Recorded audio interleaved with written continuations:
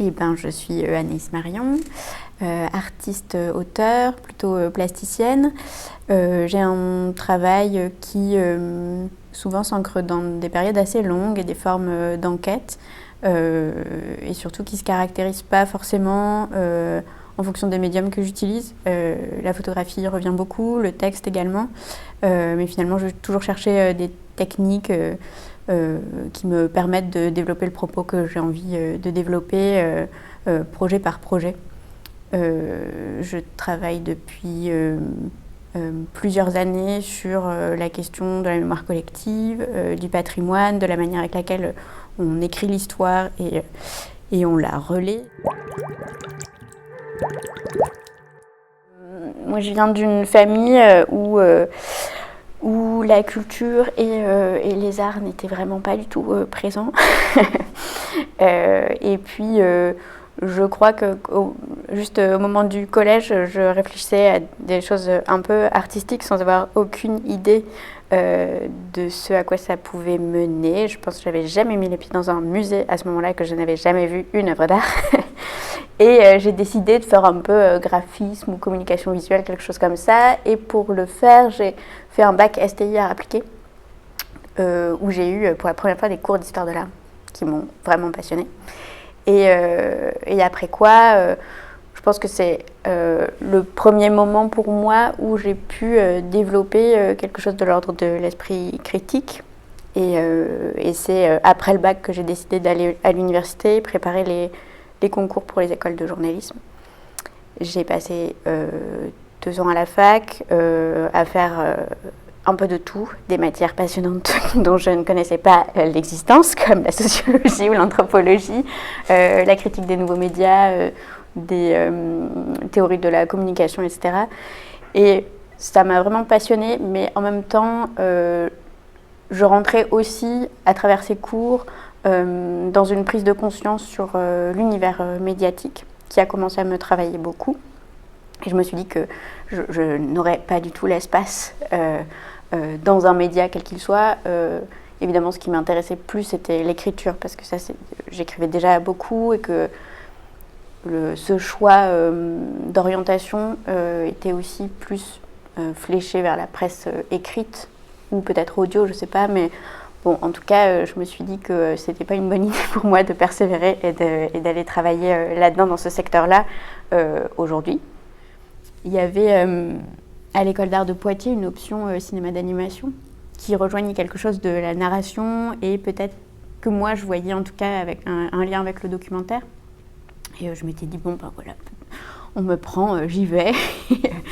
Et je suis arrivée à Poitiers et j'ai jamais fait d'animation parce que c'est en école d'art que j'ai trouvé exactement l'endroit où je pouvais lier mes intérêts personnels, tout ce que j'avais aussi conceptualisé et déconstruit par rapport à l'image et aux médias, et où j'allais pouvoir trouver la place de développer mes propres formes et des formes plus sensibles sur les thématiques qui m'intéressaient.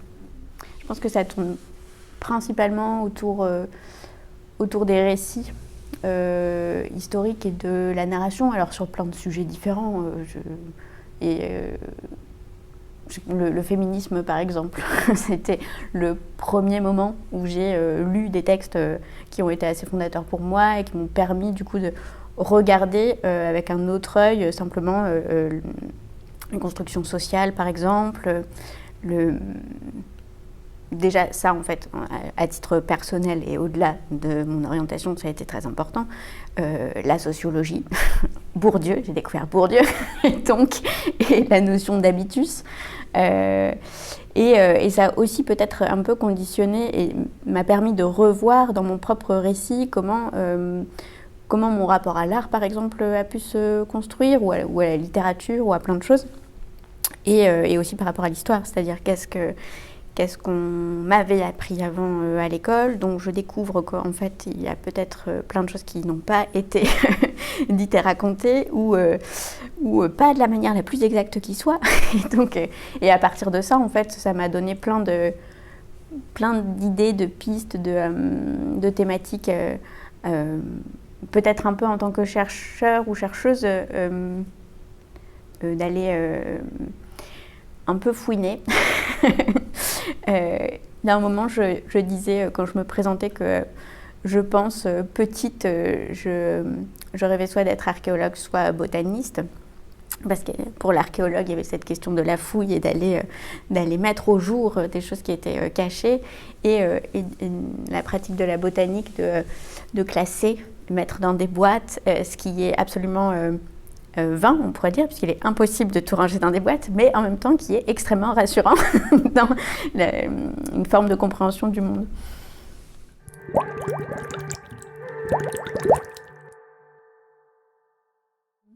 Quand j'étais à l'école, on me disait souvent que c'était normal que je m'intéresse à l'histoire et notamment à l'histoire récente, puisque alors j'ai tout un projet que j'ai commencé en 2014 et qui est toujours en cours autour des lieux de mémoire qui souvent en France touchent à l'histoire de la Première et de la Seconde Guerre mondiale. Et mes enseignants et enseignantes aimaient bien me dire que c'était parce que j'étais née en Lorraine, que j'avais grandi là-bas et que c'est un territoire particulièrement touché, disons, et où ces vestiges sont dans le paysage. Après, je pense que c'est plutôt lié, alors peut-être à quelque chose d'un peu personnel, pas du tout familial, mais d'un intérêt que j'ai particulier pour l'histoire et probablement aussi parce que dans mon parcours, j'ai d'abord voulu faire journalisme avant de me tourner vers une école d'art. Et je pense que c'est quelque chose qui reste toujours très présent. Et j'ai toujours beaucoup d'affection pour le travail de certains historiens et historiennes, de sociologues. C'est toujours pour moi des références très importantes et à partir desquelles je base mon travail.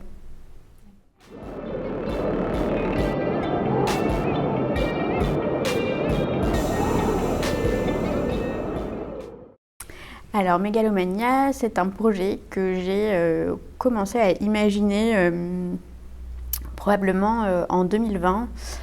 Quand je me suis rendue à Soulac-sur-Mer pour la première fois, j'allais y photographier des vestiges du mur de l'Atlantique parce que je savais qu'il y en avait à cet endroit-là.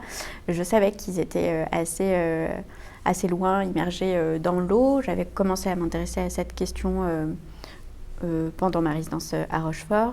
Et quand je suis arrivée à Soulac, alors effectivement j'ai photographié mes bunkers, mais j'ai surtout vu pour la première fois ce bâtiment du Signal qui avait été évacué 6 ans plus tôt et qui va être détruit très bientôt, qui est un peu l'architecture signe et symbole du recul du trait de côte qui est très médiatique. J'ai vu ce bâtiment et j'ai vu au sud de Soulac un endroit qui est très très impressionnant où à chaque grande marée, les vagues viennent frapper la dune qui a disparu et qui forme des falaises de dunes.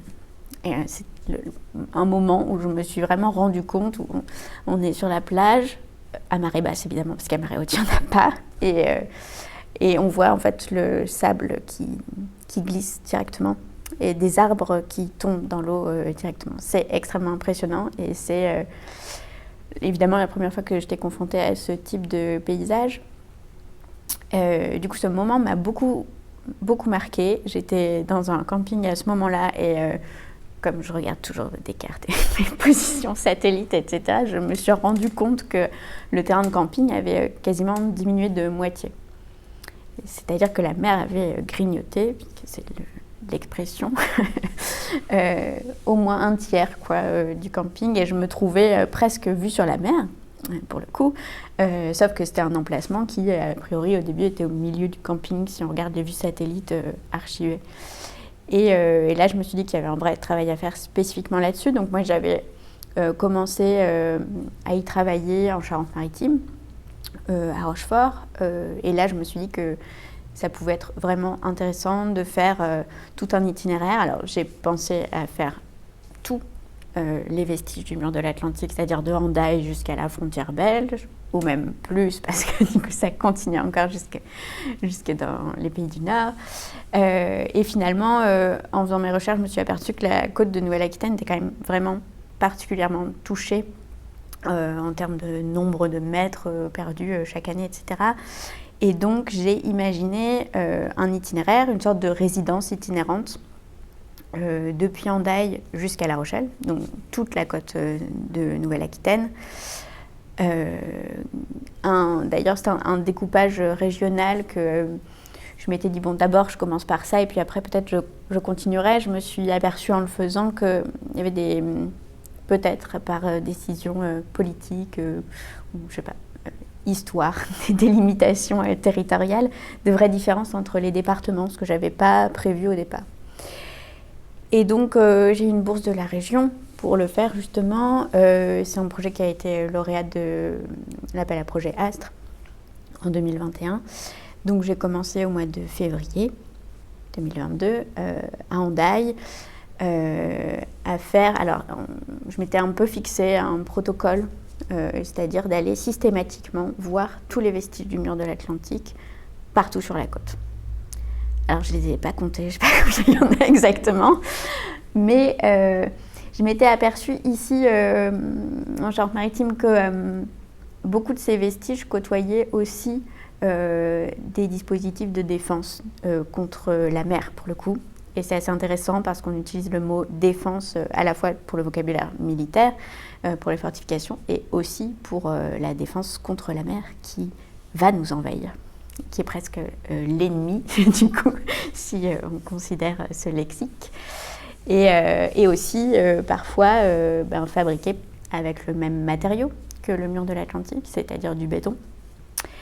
C'est aussi des constructions en béton qui accentuent l'érosion et qui font partir le sable. Le sable qui est le matériau principal de la fabrication du béton. Il y a tout ce cycle comme ça assez absurde. Et donc c'était surtout ça que je voulais documenter. Au final, c'était pas du tout un projet qui visait à photographier le mur de l'Atlantique. C'est des architectures qui sont très fascinantes, qui impressionnent, qui ne laissent pas indifférents. Alors il y a plein de gens qui considèrent que c'est des verrues sur les plages, il y en a d'autres qui trouvent ça incroyable d'avoir des vestiges de guerre, il y en a qui s'offensent de pas voir ces bâtiments restaurés ou préservés pour une question de mémoire, et puis en fait tout d'un coup c'est la mer qui s'en charge et qui les transforme en récifs artificiels. Donc il y a tout ce cycle et ces débats autour de ces choses qui sont là, présentes sur la plage, un peu immuables. Et à proximité, je voyais donc toujours des constructions, des marques de, je sais pas, quelque chose qui pouvait me faire penser au passage de certaines tempêtes, à des actions ou simplement à des effondrements, par exemple, à des endroits en fait où on voit directement l'action de l'érosion, son résultat, les prises de décision des pouvoirs publics. Et c'était surtout ça qui m'intéressait de documenter. En fait, je voulais pas du tout faire une série de photos sur les ruines, peut-être quelque chose d'un peu anticipatoire sur d'autres bâtiments qui pourraient se retrouver dans la même situation. Surtout pas quelque chose de spectaculaire ou de catastrophique. Du coup, j'ai commencé, alors j'étais accueillie à Hendaye en résidence à Nekatoénéa, qui est un lieu tenu par le CPIE Littoral Basque, où j'ai pu du coup discuter beaucoup avec l'équipe, qui a plein d'actions de sensibilisation à la culture du risque et sur un territoire qui est touché aussi beaucoup. Et ça m'a beaucoup aidé à mettre en place un protocole de photographie où justement j'ai évacué tout ce que je voulais pas faire avant de trouver exactement ce que j'allais faire. Donc évidemment pas de noir et blanc, pas de ciel chargé, pas de tempête, rien de spectaculaire, juste quelque chose qui renvoyait justement à l'action naturelle en fait des éléments. et aussi du coup à une documentation très, très carrée de l'architecture et des constructions qui sont faites aujourd'hui, toujours entretenues sur la défense contre la mer, anti-submersion, ou sur la côte basque contre l'effondrement des falaises, voire même tous les nouveaux chantiers, parce qu'il y a encore des gens qui construisent en fait à ces endroits-là, alors que globalement on peut se dire que le recul est inévitable et qu'il faut le penser. Mais bon. Donc j'ai remonté toute la côte jusqu'à ce mois de décembre aujourd'hui, où je suis à La Rochelle. Alors j'ai fait plusieurs pauses parce que j'ai été accueillie, donc je parlais de Nekato Enea sur le littoral basque. C'est déjà une résidence d'artistes et j'ai pu à plusieurs endroits, Nekato Enea, Royan et ici à La Rochelle au Centre Intermonde, être accueillie dans des structures qui accueillent des artistes et qui sont déjà des résidences. Et sinon, j'ai utilisé la bourse que j'ai reçue pour me loger dans ces différents endroits, pour traverser les Landes et en Gironde. Et j'ai aussi fait le choix de dépenser cet argent dans des structures qui étaient potentiellement touchées par l'érosion ou qui allaient l'être dans les années qui viennent. Donc ça aussi, c'était... Et puis une manière de rencontrer des infrastructures touristiques, des gens qui les gèrent et qui sont confrontés à ces questions-là. Économiquement, qu'est-ce que ça voudrait dire de déménager, du coup? Alors, on est aux premières loges. et comment on fait? Il y avait un deuxième point qui était assez important pour moi dans la considération globale du projet, était de collecter énormément de témoignages de personnes spécialistes ou pas. Les habitants, ça a été plus compliqué parce que dans plein de ces villes, en fait, il n'y a personne l'hiver et que moi, j'ai évité les périodes touristiques. Et j'ai aussi invité 2 autres artistes à travailler avec moi sur le département de la Gironde qui les intéressait spécifiquement. Et on a passé 1 mois ensemble en itinérance de mobil-home en mobil-home entre le Cap Ferret et le Verdon.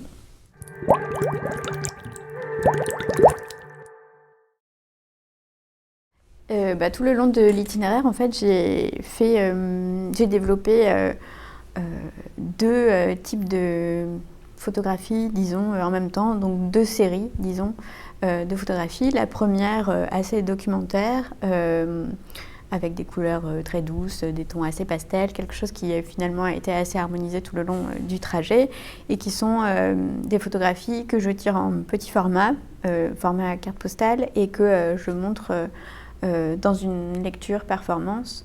Voilà, j'assemble, je manipule en lisant un texte qui raconte moins mon itinéraire que peut-être un parcours à travers différents faits ou un élément dont on ne connaît pas vraiment l'identité qui se dirige peu à peu vers l'eau.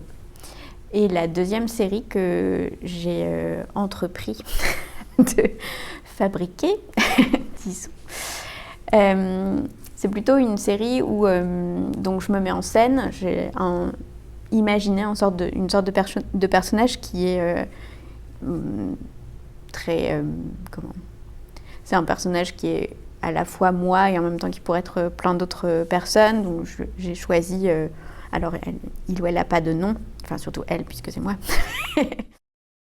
J'ai choisi des vêtements pour ce personnage qui sont tous sauf naturels, puisque j'ai un t-shirt, un pull un peu à col roulé, manches longues, grosse maille, orange fluo.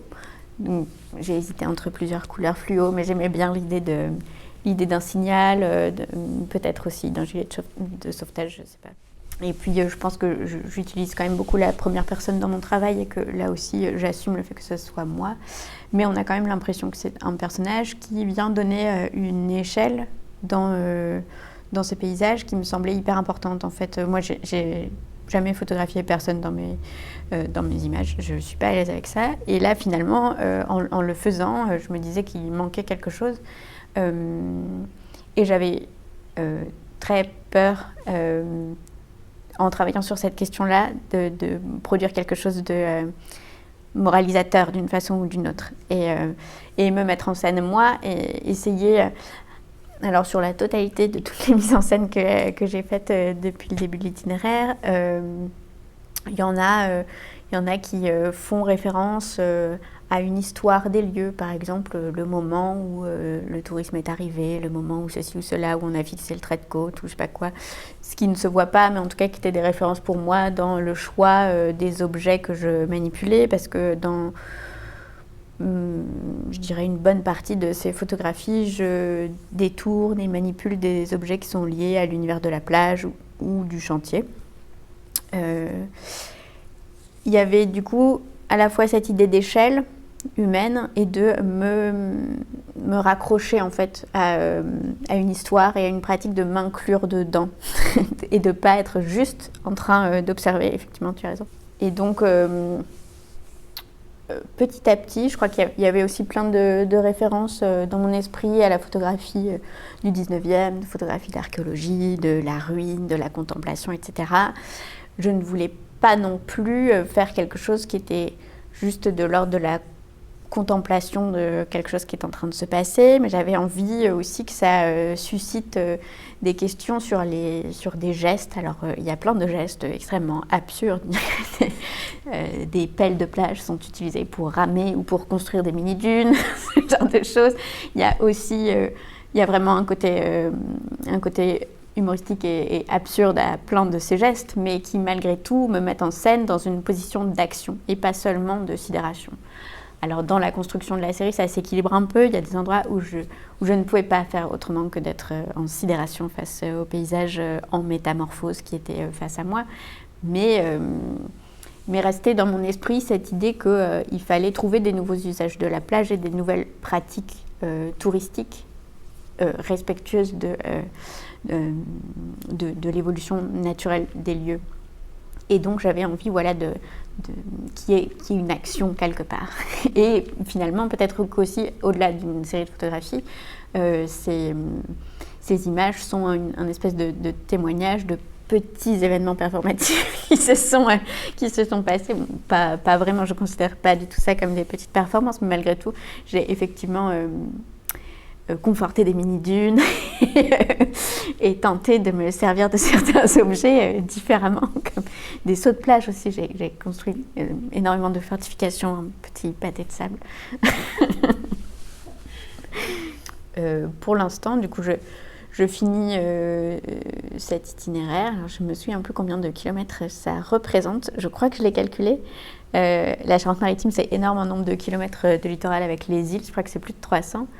Et 111 km en Gironde, très probablement plus de 200 dans les Landes, et puis 34, je crois, en Pays Basque. Donc ça fait un certain nombre de kilomètres.